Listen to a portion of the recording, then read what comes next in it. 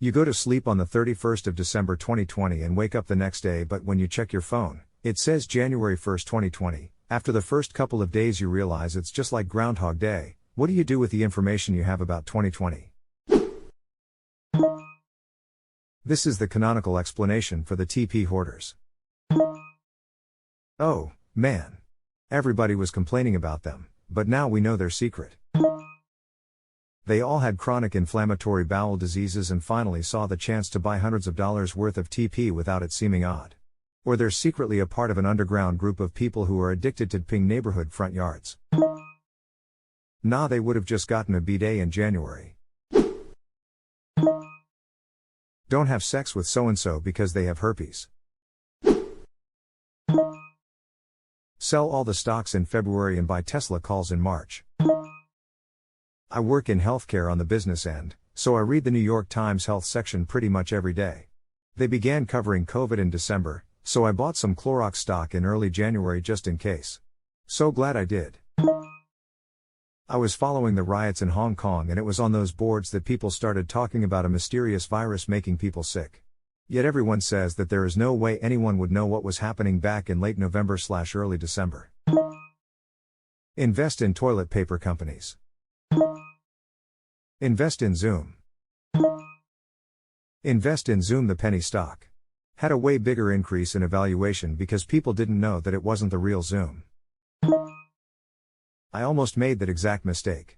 Smile. Since it super jumped in value, was it really a mistake? Depends on if you held it until after the news stories about it being the wrong stock or not. Invest in every sanitary and paper product and in every video chat service I possibly can. I feel this would get you picked up by like CIA or some shit. Whatever, Mr. CIA guy, I just love plexiglass and plexiglass accessories. Hello, Senator Burr. You want to be in the Zoom where it happens? The Zoom where it happens, the Zoom where it happens. Is Tesla doing that well now?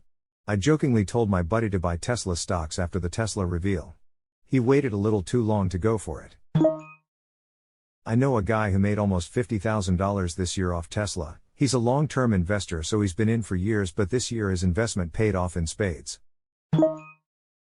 Correction, puts in February, calls on fucking everything after March. You can make a lot more money instantly by sports betting. Yeah, sure, Tesla calls will net a pretty penny, but betting Kobe dies in a helicopter crash as a prop bet will make you an instant millionaire. Would make you hella soos though. Where? California? Nah, I was scanning in Med. Blue saw me. Start a Twitch/YouTube channel that predicts 2020 accurately and have everyone think I'm Nostradamus. But would altering one event prevent others from happening? Events like storms can't be prevented. Not unless a butterfly flaps its wings. So you're saying, we should kill all the butterflies. Good. Save 2021, kill all butterflies. Until, much like when you can't find something and you ask your mom to find it and then it's right there, you are completely wrong and no tragedies happen and everyone thinks you're insane.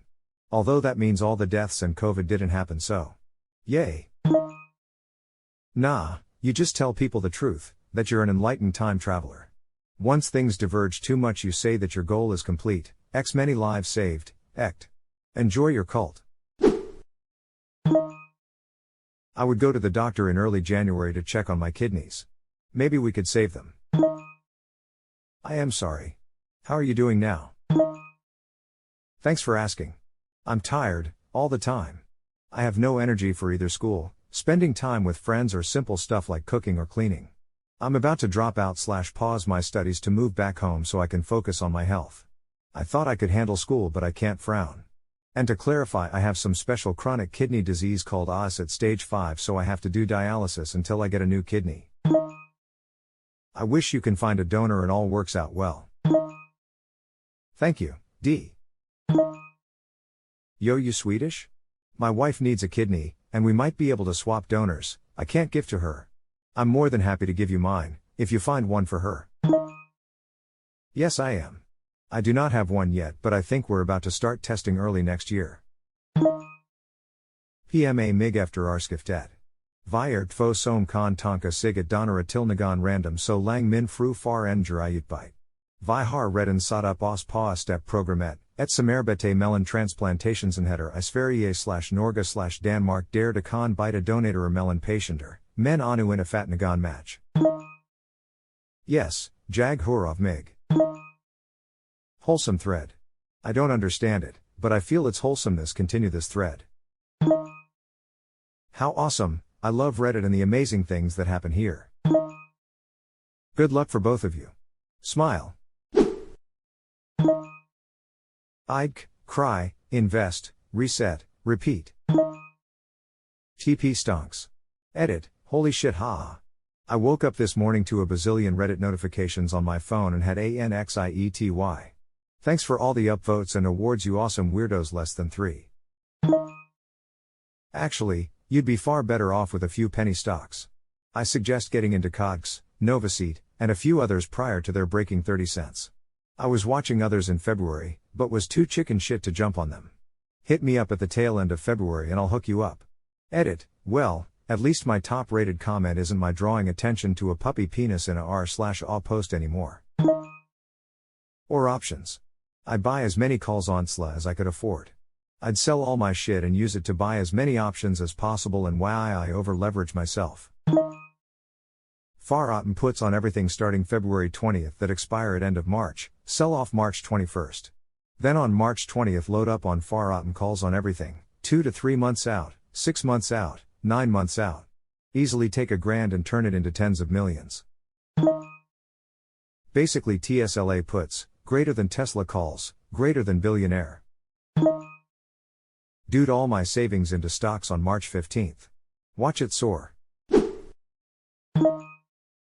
I'm gonna be real sad because I just spent the year losing a ton of weight, and I don't want to start over. Congrats, man. Don't worry, I think Groundhog Day only happens to people making a mess of their lives. So why hasn't it happened to me yet? Liar. Nice job, man. Get a haircut in February. I got one on March 12th. I felt like a genius. I thought during that week I can wait till next week, it couldn't. I intentionally delayed because of the pandemic. You see, I had this mistaken idea that we'd be in lockdown for a couple weeks, it'd go away, and we could go back to normal. I usually get a haircut once every 3 to 4 weeks. After 3 months, I finally bought a pair of clippers and ended up buzzing my hair. It's been buzzed since about May. I don't like the look of it at all, but it's way more comfortable than just letting it grow. I haven't had my hair cut since February. Getting pretty long now. I missed the boat on long hair in my teenage years, so I'm using this opportunity to have a midlife crisis. I look like Tabitha from The Ring. Wasn't Samara her name? Scary Movie is Tabutha. My bad. I think it's more impressive you remembered her as Tabitha. All of these saddening comments make me realize just how much I've taken this year and my life so far for granted. The saddest story I have for this year is losing my best dog friend I grew up with. Heartbreaking, yes, but nothing like some of the stories I've read on here. I hope losing my dog is the saddest story of 2020 I'll have to share, and hopefully the saddest for many, many years to come. Wish you all the best, fellow Reddit nerds X. I'd probably go to California and just tell a couple what gender their kid would be. I can't stop a pandemic, but I can halt a wildfire. Edit, thank you everyone for the awards, much appreciated. As a Californian, this would be very appreciated. Oregon also sends their appreciation. And Washington State. And squirrels. As a Californian that had that particular fire occur less than 5 minutes away from me, I would also appreciate this. Plot twist, they go blow shit up in the desert for fun anyway and the wildfire still happens. But this time it is 10x as bad. Tell Nevada to start counting mail-in ballots before the election day. Download Firefox. I'd sit my brother down, tell him how much I love him, And hug him till my arms give out. I'd tell him how much I miss when we were kids and spent every day together. He was my twin born 2 years late and I'd give up everything to see him again. I would beg him not to go out that night. I would schedule a camping trip and we'd have so much fun. Having a brother I'm close to, this hit hard. I'm sorry for whatever happened. Chin up, friend. My lil bro passed right at the end of 2019. I would give anything to go back and cut that rope to bits. Hugs. I know you would. He loved you and he knew you loved him. Much love, friend. Speaking as someone who also lost his younger brother / best friend, I get it. I'd do anything to just give him a hug and say goodbye. Internet hug. Say aw shit, here we go again. Invest in Zoom, toilet paper, hand sanitizer, hang out with people while I still can, not take the little things for granted. Not take the little things for granted. Erectile dysfunction must really suck. I don't have an award to give. Here's a baguette edit. Thanks kind strangers, I can now afford to give the silver award. No, erectile dysfunction. Here's a floppy disk. Edit, please no more awards. Donate those $3 to a local food bank instead of a Chinese conglomerate. Spend more time with my friends that killed themselves. I know I wouldn't be able to save them, but I wouldn't have all the regrets I have now. I'm so sorry for your loss. Off to New Zealand. This is literally my exact situation. I'm an American who happened to take a 4-month trip to New Zealand this past January. My flight home got cancelled because of COVID and I'm still in NZ today. Just got my work visa approved and will be here until November 2021. Still can't really believe how lucky I got. And you are about to experience a beautiful long hot summer while your peeps back home will be freezing their asses off. Result. Fuck, that's so dope. His plants back home are fucked though. R.I.P. Maybe his plants back home are dope too. Nice. This totally put a smile on my face. Every time I go on vacation I always think, ooh, what if something crazy happens and we have to stay here for months? You're living an actual dream of mine. That's amazing. Are you sure you didn't see this thread and hop back in time? Shh. What do I do if I'm already here? Embrace the lifestyle but take advantage of the internet to make money. Play rugby in the afternoon, commit cybercrime in the evening. So basically, haka by day, hacker by night. Well done. This is the right answer.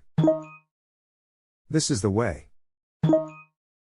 I just moved outside US to a warmer destination. Wish I'd have done so before the actual 2020 began. My 2020 plan was to move to NZ to be with my girlfriend. Now we can't be together until the end of 2021 earliest. So, yeah. A do-over would be fucking amazing. I had the chance to immigrate to New Zealand a few years ago and regret not taking it. I had friends who ended their honeymoon to New Zealand early to come home before the flights were shut down. Both of them contracted the virus at work in June. Thank God they are all right, but I can't imagine they wouldn't have just preferred staying in retrospect. Having to stay overseas longer than anticipated can quickly turn expensive. Spend much more time with my old kitty that passed away on January 2nd and with my old doggo that passed away in September. And spoil them with their favorite treats and lots of fun toys. I miss them so much. This year's been rough. Well, the cancer was probably already terminal, so I'd just try to see my mom before all the flights were cancelled. I'm sorry to hear. I was still in the military in the spring. My company commander denied some dude travel to see his dying grandpa because he didn't feel it was worth going to his own boss's boss to get an exception to policy memo signed. That commander is a piece of shit. There's an episode of Doctor Who called Turn Left, where the Doctor dies a few years before the year the episode is set, causing mayhem across the world because he couldn't stop calamities that crippled and would eventually end the world. The protagonist of the episode, the Doctor's current companion, goes back in time to the episode's divergent point and kills herself in an attempt to ensure that the Doctor lives and the timeline is corrected. If I woke up on January 1st, 2020, I would aim to achieve Donna Noble's goal, preferably without dying, but hey. Why should one life stand in the way of, what, a million now? 2? Catherine Tate surprised me at how much I liked her in Doctor Who. When she was first announced, I don't think anyone expected to like her. Only to have the heartbreaking Dr. Donna farewell. That episode still makes me feel hollow. She gets so much character development, she really becomes a better, more fulfilled person, and the tragedy of Dr. Donna is that all goes away. I feel like she gets a lot of hate, but she's my fave companion. Bill was cool, too. Sam. The friendship she and Ten created was fantastic. And it was fantastic that they established very early that this will not be a will they won't they situation. It was two adults, opposite genders who were going to be each other's buddy at the sum of the lowest points of their lives. Yes, exactly this. She's the ultimate best friend, calling Ten on his bullshit but also a huge supporter. And I just found her character to be very relatable, down on her luck, not sure what to do with her life, feelings of inadequacy and not without faults, but genuinely just wanting to do what's right but also to do something that matters. Her arc is heartbreaking, but I appreciated the depth they gave to her, and what she brought to the companion/show dynamic. TBF, I don't think you were really supposed to like her in her first appearance. She's fairly abrasive in it. That's what I liked about her. It was a nice change of pace from companions fawning over the Doctor. Donna Noble has left the library. Donna Noble has been saved. Hey! Who turned out the lights? Fuck. You. My wife still gets chills every time I say this with that voice. Donna Noble has been saved. I need to rewatch Doctor Who FR. Show my husband just how much I love him and appreciate him. Hug him longer, kiss him harder, squeeze his warm hands, laugh with him, record his voice, take more pics of him and of us together, not sweat the small stuff, be silly with him, savor every meal he made me, stare into his eyes and marvel in their clarity and sparkle. Lay my head on his chest to hear his heartbeat every day. He died in May at age 31. I'd give anything to wake up tomorrow and see his bright blue eyes. Edit, oh my goodness, I wrote this at about 3 a.m. and then went to sleep. I had no idea it was caused this much attention. Thank you to everyone who has commented, sent me well wishes and love, and thank you for all of the lovely awards. Not sure I deserve so much kindness, but I sure as hell appreciate it. He left our house walking, talking and smiling back at me as he got into the ambulance, and less than 24 hours later I felt his heart stop under my hand. He was already sedated when I arrived at the hospital, so I'm not even sure he knew I was there, but I pray he did. No one deserves to think they are dying alone. He was the light of my life, my best friend, and I miss him more than even I can comprehend. Don't sweat the small stuff, folks. In the end, it rarely ever matters. Peace and love to you all. This made me cry and realize I really need to leave my shitty relationship and find this right here. I was once in this position 8 years ago. I knew the relationship I was in wasn't one of real love, and I wasn't living who I was in my heart. It's been 7 years since I first met my fiancé after I dumped my ex after finding out he had cheated on me with many other women, and I finally feel that way. I feel like if soulmates are real, he's mine. And if they're not, he's still my favorite person in the universe, and we make each other better people. It is possible, there is hope. I'm really sorry for your loss. Thank you, I appreciate it. Stay safe and don't sweat the small stuff. Sending you lots of love. I can't imagine your pain. It hurts just to try. But I'll appreciate my husband more tonight after having read your post than I would have had I not. Thanks for reminding me to focus on what matters while I can. I hope you find peace soon. Tell my grandma not to travel and stay home. I lost her to COVID on Monday. Her death will always hurt due to how preventable it was and how long it had been since I've seen her. I will always miss her. Edit. Was honestly not expecting much attention for this comment, but thank you everyone for your condolences and messages. Although she passed, she did everything she wanted to do in her final days and lived a long life, living to see her great-grandchildren. I thank you all for the support. I'm so sorry. Frown. Internet hugs from an internet stranger. Back up 4.5 years of PhD research data before an accidental wipe removed all of it back in February. Edit. Wow, this blew up. Thanks for the kind people giving awards. I'm trying to respond to all the comments. But one thing I'll just mention here, most of the data lost was work I published by then, so it would have been nice to keep the codes, but losing them wasn't a major loss. But one work was unpublished. Thankfully it was recent, so I was able to rewrite the code from memory and publish it 2 months ago. So the damage was mostly controlled. Thankfully, my professor is a very considerate person and didn't get pissed off as much as he could have. And now I back up everything religiously, so lesson learned without significant lasting damage. Thankfully, second edit. Since my comment confused people, I'll explain what happened. IT needed to upgrade the PC's firmware, and asked me to back up everything before giving it to them, since they would wipe the HDD. I copied everything to Dropbox, and once it copied only the subfolders, for some reason gave the green tick mark that means copying was done, so I didn't double check and just gave it to them. I realized what happened later on, and by then they wiped the PC and turned the bits, so it was unrecoverable. Since my fiasco, IT enacted the policy that they will always back up the HDD of any PC before wiping it. I'm wiped reading this. Pulling for you. Thanks. But most of the work was already published, but it would have been nice to keep the source code. There was one unpublished work that was wiped, but I managed to rewrite it from memory, and got that published 2 months ago thankfully, but definitely a lesson for the future. Jesus, rewriting an entire paper from memory is extremely impressive. I can't even remember what half my code does 2 months out, despite being very verbose with comments. This is the stuff grad school nightmares are made of. My dad has a PhD, was working on his DIS back in the 60s. No computers, of course, but they did have carbon paper. So he always had a carbon copy of his DIS, as did his friends. They would store their carbons in each other's refrigerators because that was the most fireproof place in most people's houses.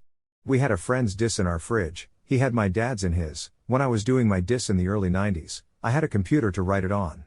Every time I went to the building my department was in, I took a floppy with the latest version stored on it, then put it in a locker I had there on the lowest floor. That building was an atom bomb shelter and built like a fortress. Anything that brought it down would be bad enough that losing my DIS backup would be the least of my worries. Glad to hear you were able to reconstruct the part that hadn't yet been published, but I get the loss you felt. My biggest worry was what my professor would think. Thankfully he's a chill dude. He did say I had to rewrite the unpublished part, but he was not worried about the published stuff getting wiped. He had something similar happen to him during his PhD, so he sympathized. Lol. If you liked the video, hit that subscribe button for more content. I post every day and I'll see you next time with more stories.